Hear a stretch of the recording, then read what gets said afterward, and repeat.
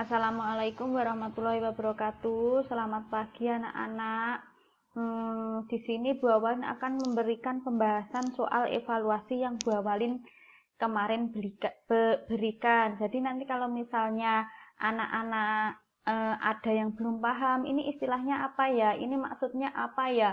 Anak-anak bisa browsing di internet ya, karena ini kita membahas kejadian dari awal kemerdekaan sampai sekarang. Jadi ceritanya pergantian orde dari orde lama zamannya Pak Soeharto, terus orde lama zamannya Soekarno, orde baru Soeharto sampai ke orde sekarang Bapak Joko Widodo. Jadi bagaimana perkembangan penerapan Pancasila di Indonesia. Jadi kalau misalnya anak-anak nggak tahu istilahnya, ini maksudnya apa yo? Istilahnya itu anak-anak bisa mencari di internet sendiri. Karena kalau Bu Awan menjelaskan dari semua pengertian itu panjang banget, ya. Sekarang kita langsung ke nomor 1 ya, Nak ya. Saya kira kalian kalau untuk mencari sebenarnya langsung ada, karena itu kayak sejarah di Indonesia gitu. Yang pertama yaitu soal nomor 1, peristiwa berdarah pada tanggal 12 Mei 1998 terjadi di A. Kampus Atmaja, B. Monumen Nasional, C. Kampus UI, D. Jalan Es Parman. Yaitu Jalan Es Parman ini tempatnya di depan gedung DPRI atau MPRI. Jadi misalnya kalau kenapa sih orang-orang kalau melakukan demonstrasi itu kenapa di depan gedung DPRD, kenapa di depan gedung MPR, DPR, kenapa di depan gedung pemerintahan? Karena kenapa kita di depan gedung DPR? Karena mereka itu wakil kita yang akan menyampaikan inspirasi kita. Jadi kalau kita menyampaikan inspirasi nggak lewat mereka, lewat siapa lagi gitu. Berarti jawabannya yang benar adalah D. Tragedi ini dinamakan, tragedi berdarah ini dinamakan tragedi di Trisakti. Karena kenapa berdarah? Karena mahasiswa Trisakti itu ada 4 mahasiswa yang meninggal ketika kejadian demo tersebut.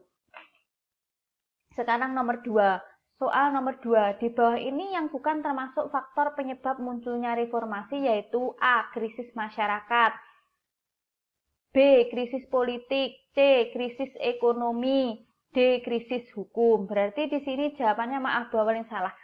Jawabannya di sini krisis masyarakat. Karena yang benar itu, Bu Awalin salah sekali lagi ya, tolong dipahami. Yang benar itu penyebab munculnya reformasi itu yang pertama krisis politik, krisis ekonomi, krisis hukum dan yang terakhir krisis kepercayaan. Berarti ketika suatu penguasa sudah tidak mendapat kepercayaan di masyarakat seperti pada eranya Soekarno, bahwa Soekarno itu diduga bekerja sama dengan PKI, maka Soekarno itu sudah tidak mendapatkan kepercayaan dari masyarakat, karena pada era PKI itu akan menggantikan ideologi Pancasila kita menjadi ideologi komunis.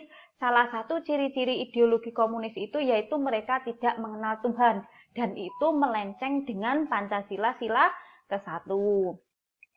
Sekarang ke soal nomor 3. Dinamika nilai-nilai Pancasila setiap masa pemerintahan berbeda-beda. Dinamika terjadi pada masa Orde Lama, menunjukkan adanya kedekatan pemerintah Indonesia dengan negara-negara berhaluan kiri. Hal tersebut tercermin dari peristiwa A.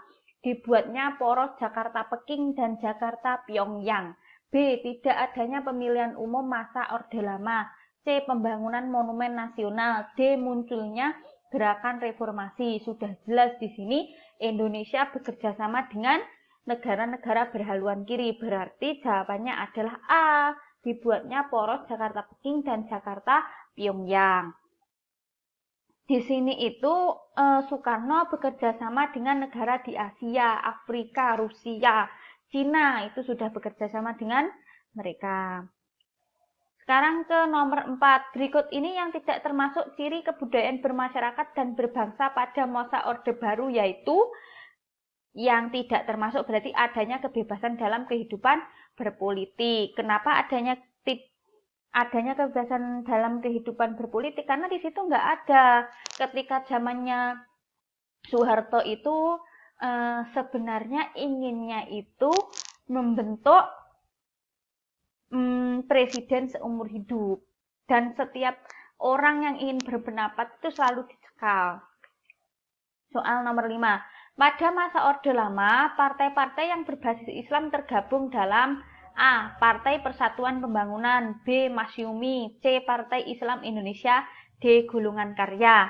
Kalian tahu yang sampai sekarang, partai yang masih berdiri sampai sekarang itu yaitu A dan D, Partai Persatuan Pembangunan, dengan warnanya hijau, sedangkan Golongan Karya warnanya kuning. Kenapa ini Partai Persatuan Pembangunan? Kita lihat penjelasannya. Partai Persatuan Pembangunan disingkat PPP atau P3 adalah sebuah partai politik di Indonesia. Pada saat pendeklarasiannya pada tanggal 5 Januari 1973, partai ini merupakan hasil gabungan dari 4 partai keagamaan, yaitu Partai Nahdlatul Ulama, Partai Serikat Islam Indonesia, Persatuan Tarbiyah Islamiyah Perti, dan Parmusi. Sedangkan Partai Golongan Karya itu sekarang yang ketuanya Muhammad Hatta. Kok Muhammad Hatta? Bukan, Yusuf Kala ya. Silahkan kalian browsing sendiri Partai Golongan Karya dan PPP. Sekarang kita ke nomor 6. Aktivitas menggunakan uang rakyat demi kepentingan pribadi adalah bentuk penyimpangan yang terjadi pada masa Orde Baru sampai sekarang yang dinamakan, sudah jelas kalian pasti sudah paham. Jawabannya adalah D, korupsi. Yang A, nepotisme itu adalah misalnya suatu pemerintahan itu presidennya siapa? Presidennya siapa, di bawahnya dijadikan apa dengan mengambil saudaranya, kayak politik dinasti itu dinamakan nepotisme. Sedangkan kolusi yaitu ini berkaitan dengan perekonomian. Di sini kolusi itu kenapa termasuk penyimpangan, yaitu perusahaan besar itu, kayak perusahaan-perusahaan besar itu melakukan kerjasama, dan hasil kerjasama itu merugikan perusahaan-perusahaan kecil, merugikan usaha-usaha lokal, itu yang dinamakan kolusi. Kalian sudah paham sendiri, pasti adalah kejadian sekarang. Ke oligopoli, persaingan tidak sempurna, konsumennya banyak, produsennya sedikit, jadi kayak mengkayakan perusahaannya gitu. Kayak sekarang rokok itu hampir semua orang merokok, tapi perusahaannya hanya ada Jarum, gudang garam seperti itu kan, dan sedikit gitu loh, tapi si konsumennya banyak. Ke soal nomor 7, bersihkan kabinet Dwi Kora dari unsur PKI termasuk isi dari Tritura. Nanti Operasi Mandala, Tridharma, Trikora kalian cari sendiri ya nak ya. Tri tuntutan rakyat atau bisa disingkat dengan Tritura adalah 3 tuntutan kepada pemerintah yang diserukan para mahasiswa yang tergabung dalam Kesatuan Aksi Mahasiswa Indonesia Kami. Gitu. 3 tuntutannya: pembubaran PKI beserta ormas-ormasnya, perombakan kabinet Dwi Kora, turunkan harga sembako. Lanjut. Kabinet Dwi Kora ini kenapa minta diturunkan? Mengapa minta perombakan? Karena di Kabinet Dwi Kora ini, nanti bawaan ada penjelasannya di akhir, itu di anggotanya Dwi Kora ini kan ada Dwi Kora 1 dan Dwi Kora 2. Dwi Kora ini anggotanya ada 100 sampai 132 orang. Yang Trikora 1 100 orang, yang Trikora 2, yang Dwi Kora 1 100 orang, yang Dwi Kora 2 itu 132 orang lah. Itu adalah pembantu presiden, yang kalau sekarang itu menteri. Lah, di dalam anggota menteri itu, di dalam anggota Dwi Kora itu adanya anggota yang dia itu bagian dari PKI, makanya minta dirombak. Soal 8, pola kebijakan pemerintahan Orde Baru mengenai kebijakan pembangunan jangka pendek disebut dengan pelita, sudah jelas.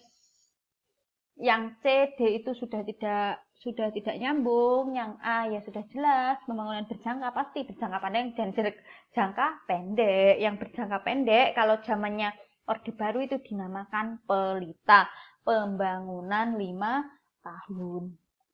Soal nomor 9, latar belakang lahirnya masa Orde Baru ditandai dengan adanya peristiwa, jelas sudah sangat jelas. B, drama berdarah G30S PKI.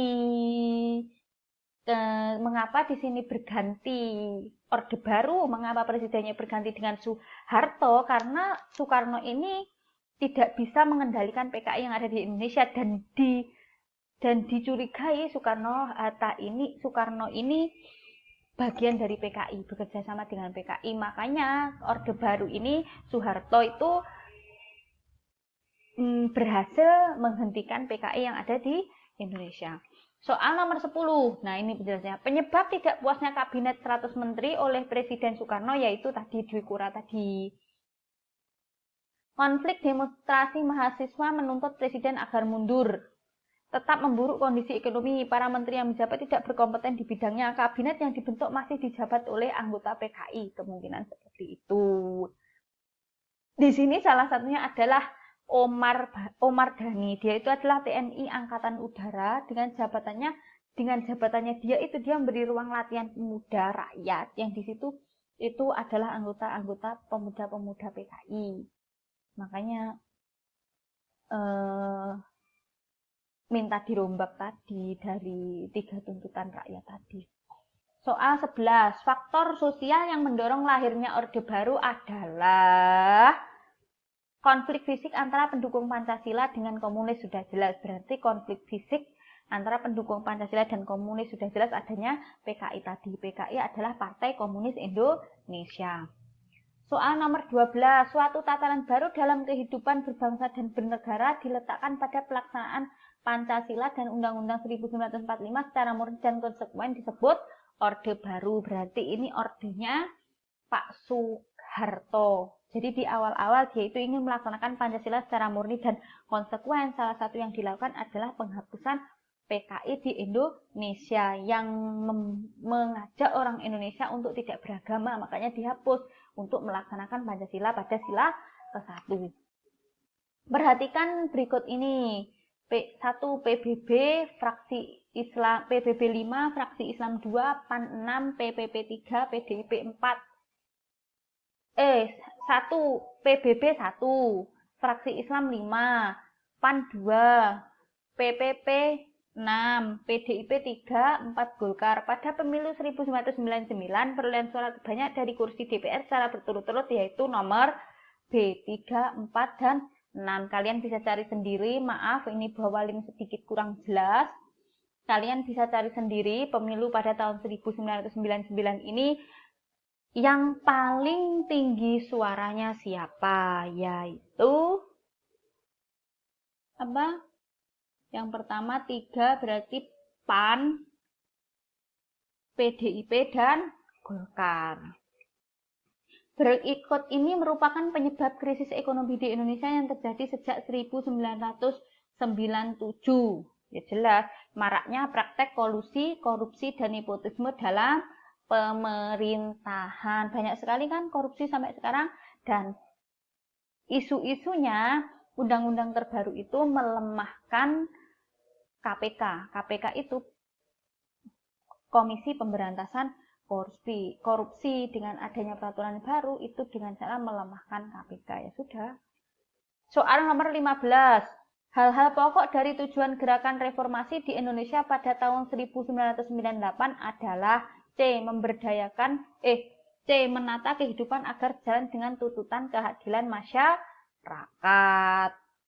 Hal pokok dari tujuan gerakan reformasi berarti memperbarui. Itu berarti menata kehidupan agar jalan dengan tuntutan keadilan masyarakat.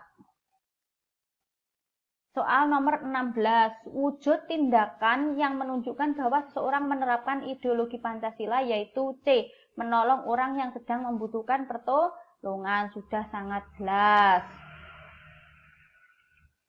Sekarang ke soal nomor 17. salah satu usaha pemerintah Indonesia dalam meningkatkan